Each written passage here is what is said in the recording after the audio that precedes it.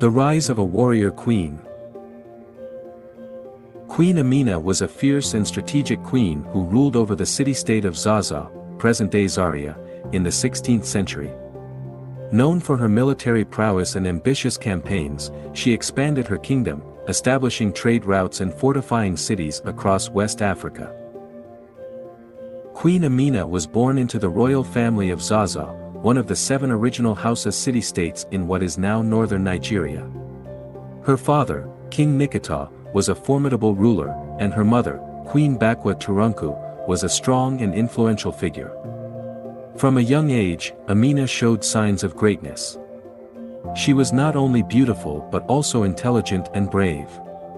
Unlike other princesses who were groomed for marriage and domesticity, Amina was trained in the arts of war and governance, preparing her for the throne. Amina's early years were marked by rigorous training in combat, strategy, and leadership. She learned to wield a sword with unparalleled skill, ride a horse with the agility of a seasoned warrior, and understand the complexities of statecraft. Her mentor, a seasoned general in her father's army, saw her potential and pushed her to excel beyond the expectations of a royal woman. Tragedy struck when King Nikita passed away, leaving a void in the kingdom. Amina's brother, Karima, ascended the throne, but Amina's influence grew alongside his. She became the head of the Zazzau cavalry, leading warriors into battle and earning the respect and admiration of her people. Her leadership was instrumental in securing numerous victories against neighboring tribes, expanding the kingdom's territories, and establishing trade routes that brought wealth and prosperity to Zazzau. Despite the challenges she faced as a female leader in a male-dominated society, Amina's tactical brilliance and unwavering determination made her a formidable force.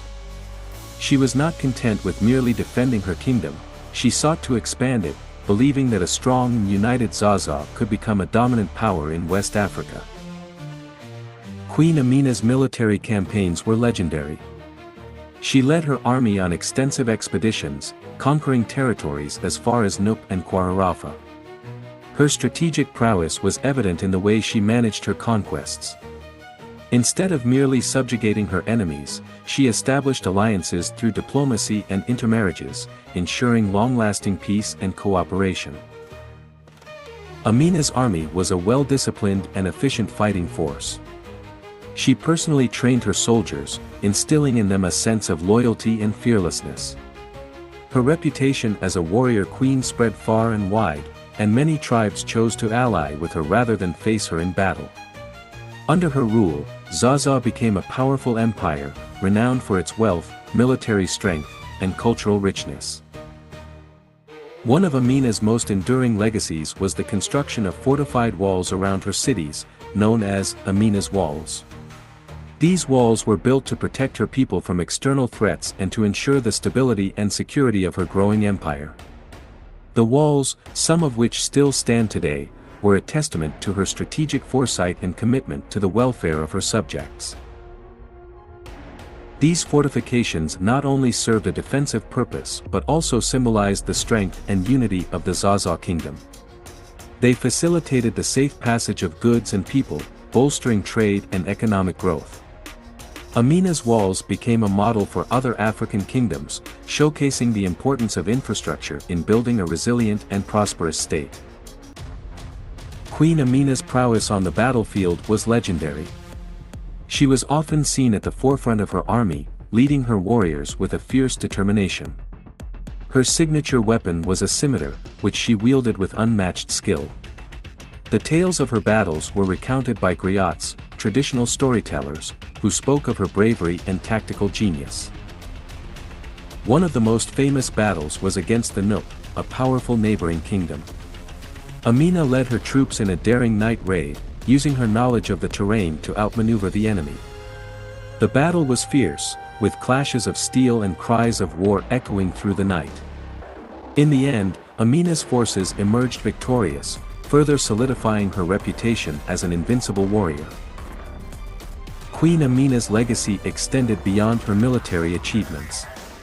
She was also a patron of the arts and culture, fostering an environment where creativity and intellectual pursuits thrived.